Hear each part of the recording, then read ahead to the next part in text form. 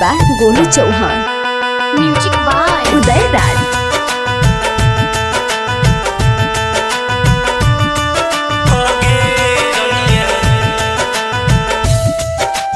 Presented by Guide music Bhojpuri.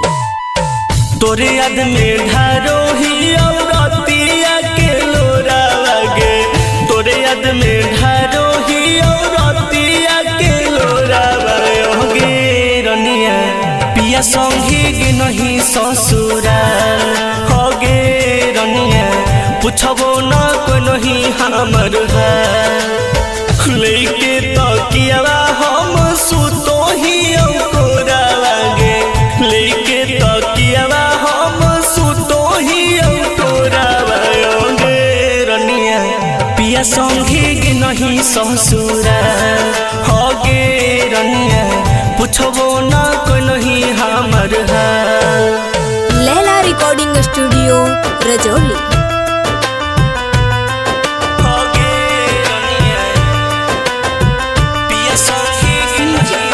Uday Raj.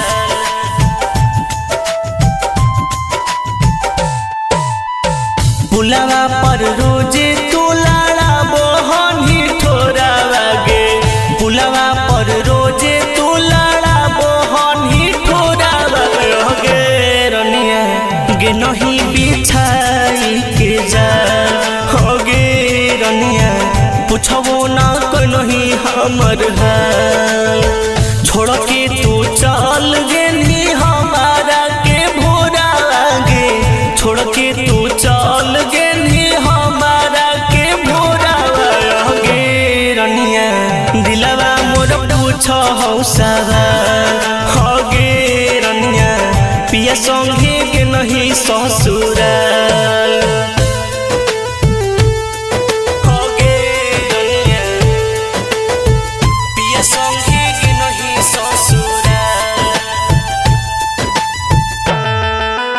Music by Uday Raj.